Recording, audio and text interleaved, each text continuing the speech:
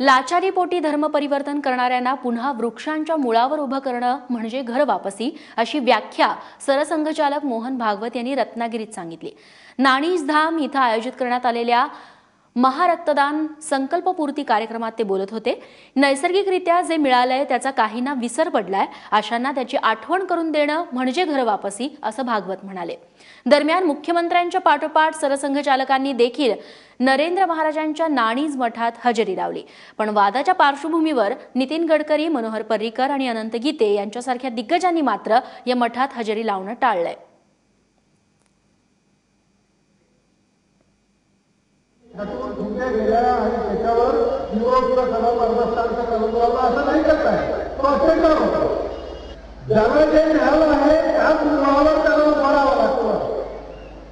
परंतु काही लाचारीपोटी, काही निरुपायापोटी, काही लालचीमुळे अशी कलम करण्याचा प्रयत्न झाला।